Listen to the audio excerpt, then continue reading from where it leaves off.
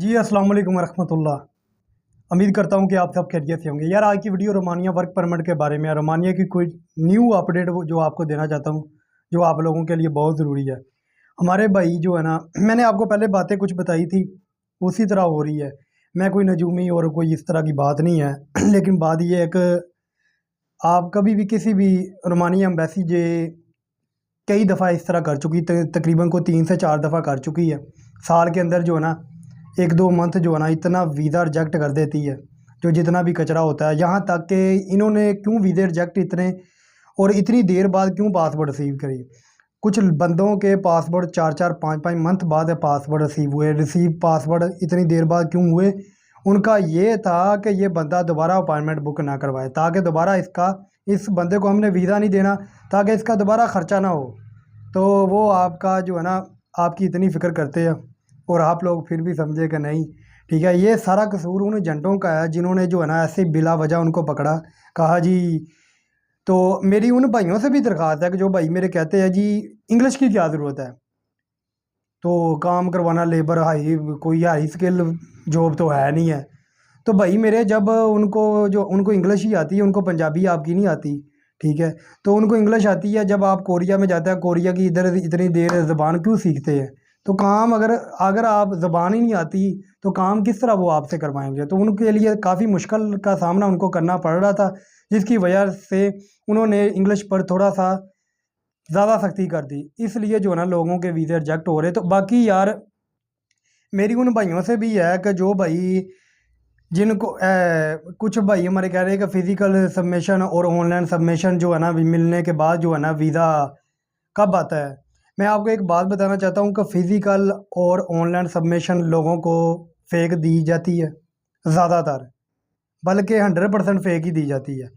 मेरे साथ ऐसे बंदों का रब्ता है जिनको 4-4 मंथ हो गए हैं, फ़िज़िकल सबमिशन, ऑनलाइन सबमिशन उनको दी गई है और उनका अभी तक वर्क परमिट नहीं आया। और हमारे कुछ भाई बोलते हैं जी 4 दिन बाद वर्क परमिट आ जाता है, 10 दिन बाद आ जाता है फ़िज़िकल सबमिशन के बाद। जब आप अपने एजेंट और अपने एजेंसी वाले को ज़्यादा तंग करते हैं ना, तो वो मजबूरन आपको जो है ना इस वक्त जो है ना आपको फ़िज़िकल सबमिशन या ऑनलाइन सबमिशन आपको बना कर दे देते हैं, एडिटिंग कर दे देते हैं और आप उसी के ऊपर सेटिस्फाई हो जाते हैं, अब हमारा जो है ना आ जाएगा। लेकिन ऐसा कुछ नहीं होता। ये सब कुछ आप किसी से भी काम करवाते हैं ना, ये यूट्यूबरों की बातें हैं। किसी से भी आप काम करवाते हैं तो अगर आपको उसके ऊपर ट्रस्ट नहीं है ना, तो आप काम ना करवाएं। बिना ट्रस्ट के काम नहीं होता। यकीन है तो आप काम करवा लें, नहीं यकीन तो ना करवाएं। ये आपके लिए। अगर कुछ भाई बोलते हैं यकीन है तो काम करवाया, यकीन है तो काम करवाया, तो फिर किसी और से क्यों पूछते हैं? सही है। तो जिस एक बंदे को दे दिया, थोड़ा सब्र करे। उसकी जो है ना उसको आपसे भी ज़्यादा टेंशन होती है। लेकिन ये बात गलत है कि आप लोगों के साथ इस तरह किया जाए। डील आपकी हुई है, वीज़ा रिजेक्ट हुआ तो सारी पेमेंट रिफ़ंड होगी और बाद में $500 कटिंग कर दे, ये सरासर गलत है। बाकी परमिट में टाइम लग जाता है। इमिग्रेशन कभी स्लो वर्क करती है, कभी तेज़ करती है। अभी इस मंथ में इमिग्रेशन बहुत स्लो है, ठीक है।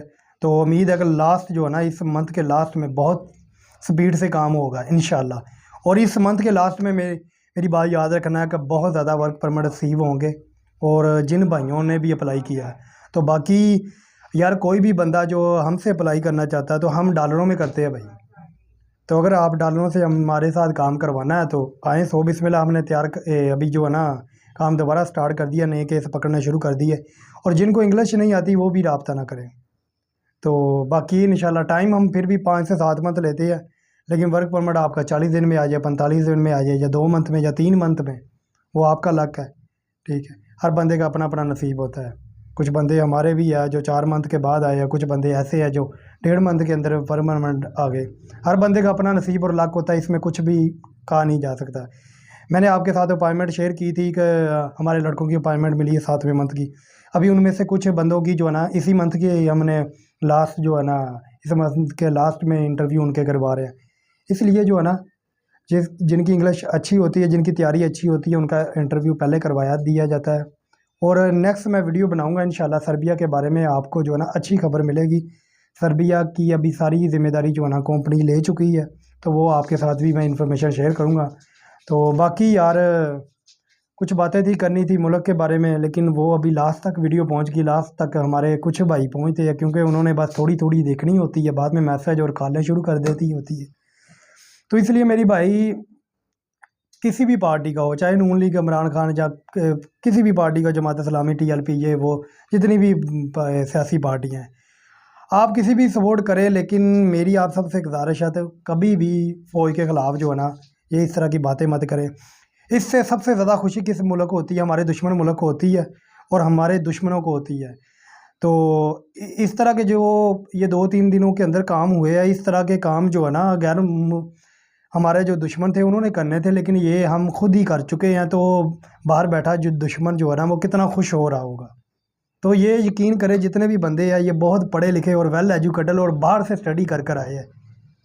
तो मैं किसी भी जमात के जो है ना, मतलब वो एक अलग बात है, लेकिन यार अपने मुल्क का सोचे। हमारा मुल्क जो है ना, उन लो कंट्री के अंदर है, जो तकरीबन जो सबसे टॉप पर 10 कंट्रियाँ आती हैं लो, सबसे लो, उन 10 कंट्री के अंदर है।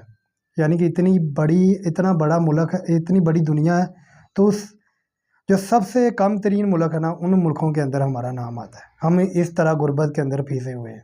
तो हम जिस बंदे का मोटरसाइकिल जलाया गया, जिसकी कार जलाई गई, जिसकी दुकान जलाई गई, उसका बेचारे का क्या कसूर था? कुछ शहीद हमारे जो ये चौंकों पर उनकी तस्वीरें लगाई थी, वो जला दी उन्होंने, जाने दी मुल्क के खातिर। अभी कुछ बोलेंगे सैलरी लेते थे, उन्होंने अपने घर का गुजारा नहीं करना, सैलरी लेते थे। अभी मौलवियों के ऊपर भी फतवे लगते हैं, जी मौलवी सैलरी लेता साढ़े एहसान करता। यार इस तरह की कोई अपने, अगर पढ़े लिखे हैं तो पॉजिटिव सोच रखा करें। और कभी भी, और आप सल्लल्लाहु अलैहि वसल्लम, हम मुसलमान हैं, सबसे मेन बात, आप सल्लल्लाहु अलैहि वसल्लम ने फरमाया कि जो मर्ज़ी हो जाए, रोड नहीं बंद होना चाहिए, और रोड के ऊपर जाए। और रोड पर चलते हुए भी हमारे ऊपर कुछ ऐसे कवानीन लाक होते हैं जो हमारे लिए बहुत ज़रूरी है। जैसा कि मिसाल के ऊपर, मैं रोड पर जा रहा हूँ, मैं गाड़ी पर हूँ, मेरा हक़ है कि मैं पीछे बाइक वाले को रास्ता दूँ, और मेरा हक़ है आगे अगर चिक्कड़ वगैरह, जहाँ कोई मिट्टी धूल वगैरह आती है, उधर से मैं बिल्कुल सुकून से गुजारूँ, ताकि जो खड़ा हुआ है या बाइक पर है उसके ऊपर कीचड़ और धुआं ना पड़े। ये मेरे ऊपर फ़र्ज़ है। अगर मैं इस तरह करूँगा तो इसका मुझे जवाब देना पड़ेगा। इस तरह की जवाब, यहाँ तक कि एक हदीस है, उसके अंदर, कमी पेशी माफ़ करें मुझे ना, रेफरेंस मैं भूल गया हूँ, लेकिन उसने कुछ ना दरख्त की टानी थी, औरत थी, उसने वो साइड पर की, उसकी वजह से वो जन्नत में चलेगी। हम तो पूरे पूरे रोड ब्लॉक कर देते हैं यार, कोई अल्लाह का खौफ करे। तो ये एक बात याद रखे, जो मुल्क में ये फसाद और ये खून रेज़ियाँ और ये जलाने वाला काम कर रहे हैं ना, वो मुल्क के लिए अच्छा नहीं हो सकते, कोई भी हो जाए। बाकी अपना ख्याल रखे, दुआ में याद रखे। अस्सलाम वालेकुम रहमतुल्लाह।